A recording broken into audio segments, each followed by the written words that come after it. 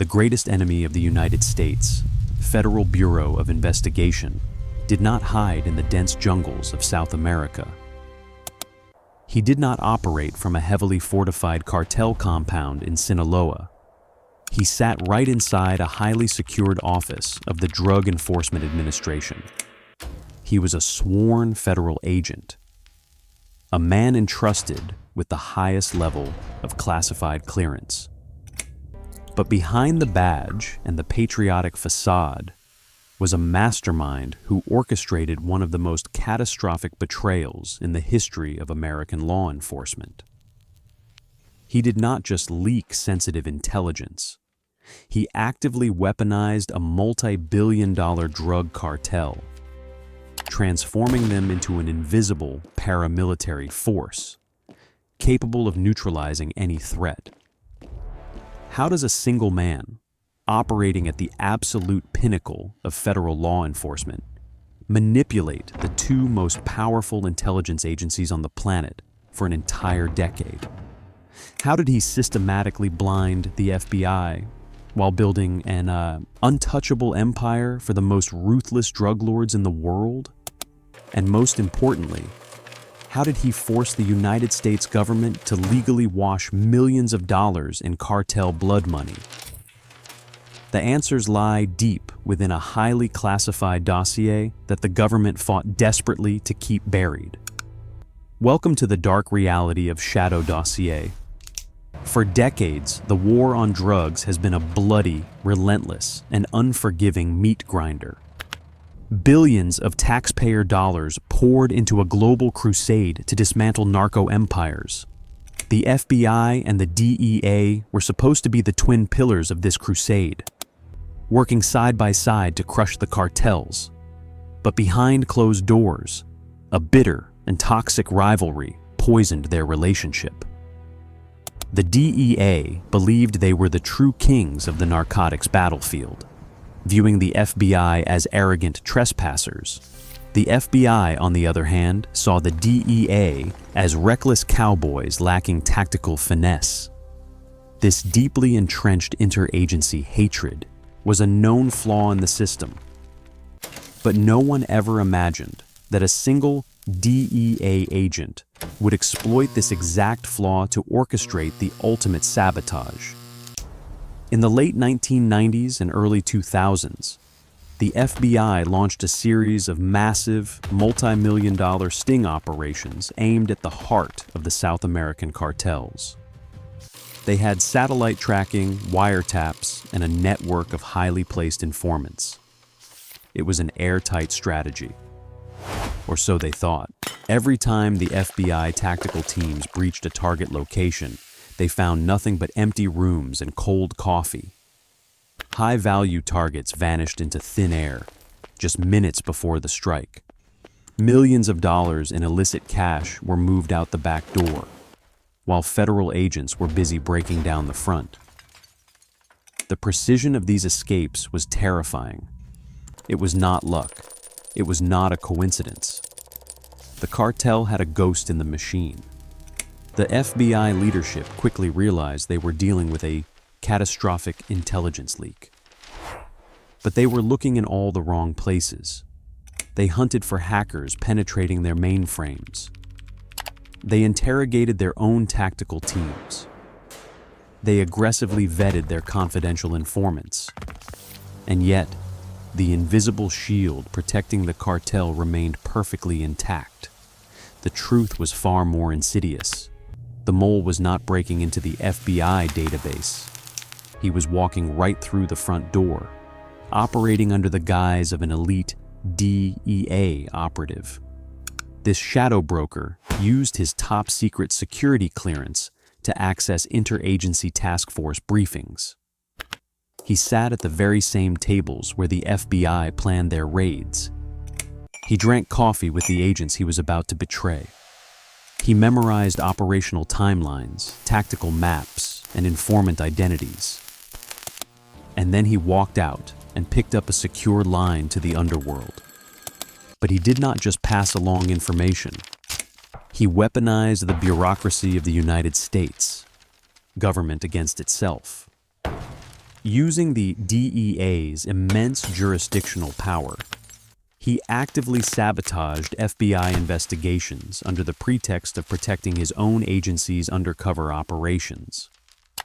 When the FBI closed in on a vital cartel lieutenant, this agent would instantly flag that criminal as a crucial, protected DEA asset. He legally banned the FBI from touching the very men they were hunting. He threw up bureaucratic brick walls, filing fake reports and classified injunctions that tied the hands of federal prosecutors. He manipulated the legal system to grant functional immunity to the most dangerous men on Earth. The sheer arrogance of his operation was staggering. He did not view himself as a criminal. He saw himself as a god of the intelligence world, playing a grand game of chess where the DEA and the FBI were nothing more than his personal pawns. He thrived on the adrenaline of the double life, relishing the absolute power he held over the life and death of both federal agents and cartel enforcers. When an informant threatened to expose the pipeline, their heavily redacted files miraculously found their way to the cartel's hitmen.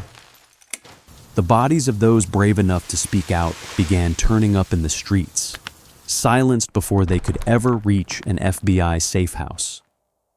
The Bureau was bleeding intelligence, and their sources were being systematically eradicated.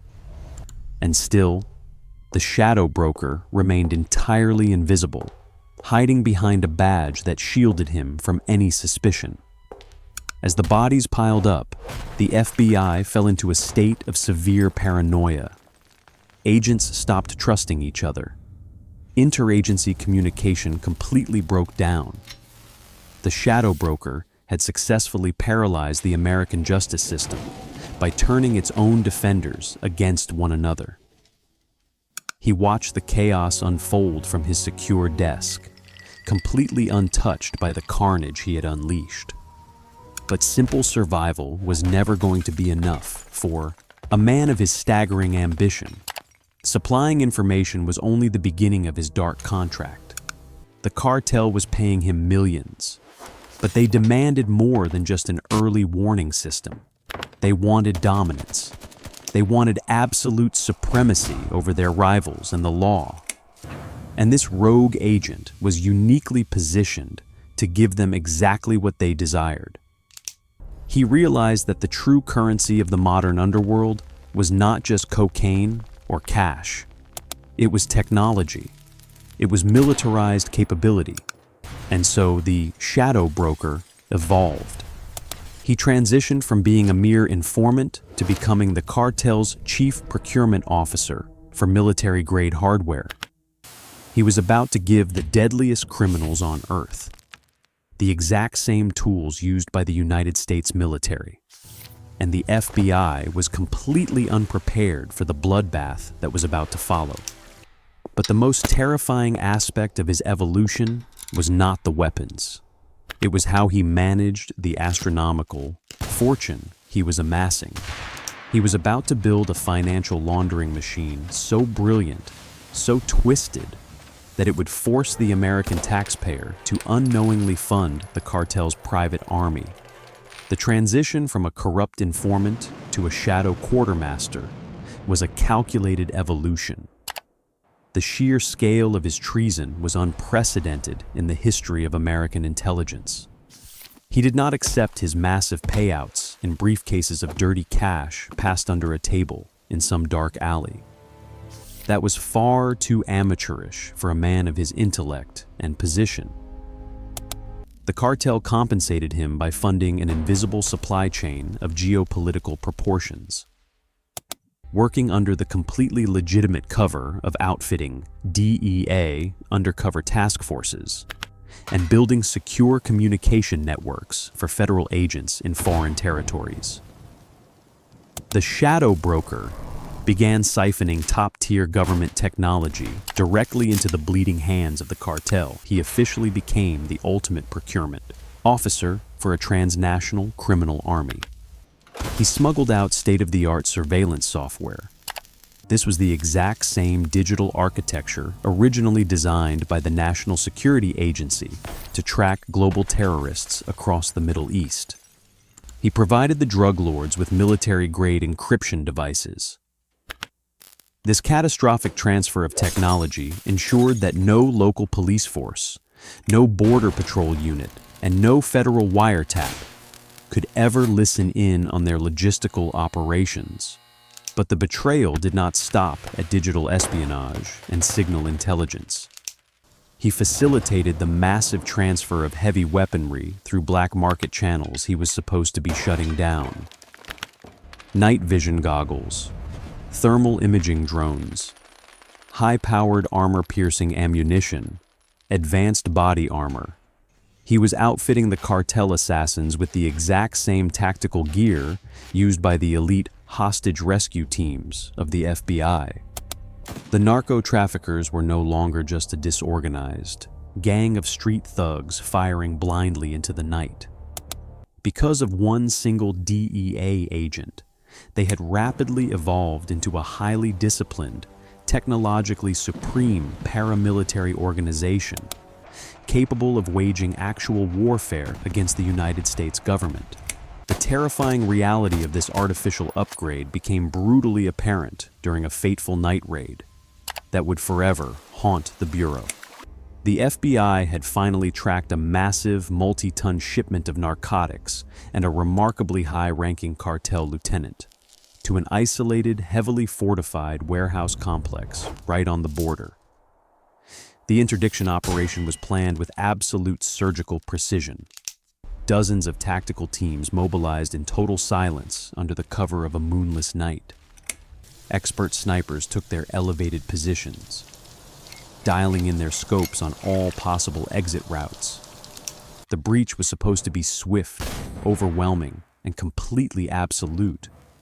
But as the heavily armored FBI assault vehicles rolled silently toward the perimeter of the compound, they were actually driving straight into a meticulously prepared slaughterhouse. The cartel soldiers waiting inside that warehouse were not panicking. They were not scrambling in the dark. They were perfectly calm. They were wearing advanced tactical gear, identical to the men coming to kill them. They possessed thermal optics that allowed them to clearly see the federal agents approaching through the pitch-black darkness. Their body heat glowing bright white through the concrete walls. More horrifyingly, they were actively listening to the encrypted radio frequencies of the FBI strike team. They knew exactly where the perimeter snipers were stationed. They knew the precise locations of the breach points. They knew the exact microsecond the final assault command would be given. As the FBI operators aggressively kicked down the reinforced steel doors, they were instantly met with a devastating coordinated wall of armor-piercing, suppressing fire. The elite hunters had officially become the hunted. The federal raid immediately devolved into an absolute nightmarish bloodbath.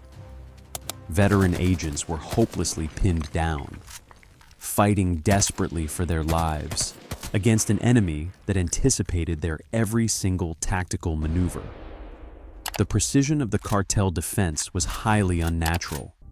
It was statistically impossible for a regional drug ring to possess this extreme level of military sophistication, unless they were being actively guided by a trained professional. And they absolutely were. Hundreds of miles away from the chaos and the gunfire, sitting very comfortably in a brightly lit, climate-controlled DEA command center. The shadow broker was watching the entire nightmare unfold live on his highly secure federal monitors. He had full, unrestricted access to the live global positioning system, tracking data of every single FBI vehicle and undercover agent deployed in the field that night. He was calmly looking at the digital glowing map of the battlefield in real time, and he was not using this God-eye view to help his dying fellow law enforcement officers. He was using a secure, untraceable satellite phone to directly guide the cartel lieutenant through a hidden subterranean escape route. He watched the glowing blue dots representing the pinned-down FBI agents on his screen, while he actively steered the high-value cartel target safely away from the closing containment perimeter. He coldly and systematically orchestrated the tactical defeat of his own countrymen, simply to protect his illicit financial investment. The surviving FBI task force eventually secured the blood-stained warehouse, but the operational cost was astronomical. The primary target was completely gone. The multi-million-dollar narcotics shipment had vanished into the desert, and the Bureau was left staring at the terrifying, undeniable reality that the cartel was now operating with government-level tactical supremacy. The traumatic aftermath of the botched raid sent violent shockwaves through the absolute highest levels of the Department of Justice in Washington. The director of the FBI ordered a complete and total lockdown of all operational intelligence across the entire country. Trust was completely shattered. No one was safe. The Bureau finally realized they were fighting an invisible ghost who possessed the master keys to their entire kingdom. But the shadow broker remained completely unfazed by the escalating internal panic sweeping through the intelligence community. He truly believed he had engineered a flawless, unbreakable system. He had successfully manipulated the massive bureaucratic blind spots between the DEA and the FBI, creating an impenetrable fortress of lies and misdirection. He felt entirely invincible. He was pulling the deadly strings of the global drug trade, while hiding comfortably behind the absolute, unquestionable protection of a federal gold badge. He had systematically outsmarted the greatest criminal investigators in the world. He had built an untouchable criminal empire that was completely invisible to the naked eye. Yet, the fatal flaw in any criminal mastermind is always extreme hubris. The shadow broker genuinely believed his digital footprints were completely erased from the government servers. He believed his offshore accounts were perfectly hidden behind infinite layers of complex shell companies. He believed he was a phantom, but he vastly underestimated the sheer, relentless, vengeful paranoia of a humiliated FBI. And he was about to make the one microscopic mistake that would bring his entire bloody empire crashing violently down to earth. The most pressing question surrounding the shadow broker was never just about how he leaked the classified intelligence. It was about the staggering, astronomical fortune he amassed. Where exactly does a federal employee hide tens of millions of dollars in illicit blood money without triggering every single financial alarm inside the Internal Revenue Service and the FBI? The answer is a masterpiece of financial deception. He did not bury pallets of cash in the desert. He did not use predictable offshore bank accounts in Switzerland or the Cayman Islands. He laundered the cartel's dirty money in plain sight, using a method so brilliantly twisted it almost defies belief. He funneled the cartel payouts through a highly complex network of domestic shell companies, registered as private military defense contractors. These ghost corporations then bid on and won legitimate federal supply contracts. The United States government was literally writing clean, untraceable taxpayer checks to the very same shell companies that were washing the cartel's drug money. It was the ultimate financial paradox. The American justice system was unknowingly funding its own catastrophic betrayal. This invisible financial loop made him untouchable. He was a ghost, living a life of extreme hidden luxury, perfectly insulated by layers of corporate bureaucracy and government red tape.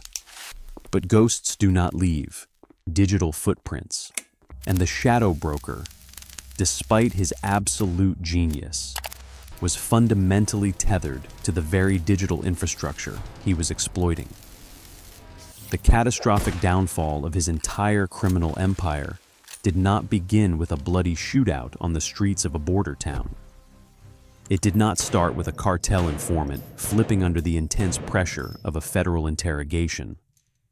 It began with a microscopic, seemingly insignificant anomaly, buried deep inside a highly classified FBI server log. When you back a wounded apex predator into a corner, it immediately stops playing by the traditional rules of engagement. The Bureau stopped looking for a leak in the dangerous streets of the cartel territories. They turned their crosshairs entirely inward, aiming directly at the federal government itself. They quietly unleashed a deeply classified counterintelligence unit, a phantom team of ruthless cyber espionage experts, whose very existence was not even known to the DEA leadership. The ultimate high-stakes game of cat and mouse was about to begin, not in the humid jungles or the bullet-ridden safe houses, but in the silent, invisible, and unforgiving warfare of highly classified government mainframes. The highly secretive FBI Cyber Counterintelligence Unit, operating entirely in the shadows, had laid a digital trap. They deliberately created a radioactive phantom file. This was a highly classified, completely fabricated intelligence dossier, containing irresistible bait about a massive impending raid on the cartel's highest-ranking leadership. The file was securely locked behind multiple layers of encryption, placed on a restricted interagency server that only a handful of top-tier executives could ever access. And then, the FBI cyber hunters simply waited in the dark. They watched the digital tripwires for weeks. The tension inside the cyber command center was suffocating. If the mole did not bite, the entire federal counterintelligence operation would collapse. Then, at exactly 2 o'clock in the morning on a Sunday, the silent alarm was finally triggered. Someone using a highly classified DEA credential bypassed the first security protocol. The FBI cyber team watched in real time as the unauthorized user systematically picked the digital locks, moving deeper into the restricted server. A high-stakes, invisible game of cyber espionage was unfolding silently across the secure government mainframes.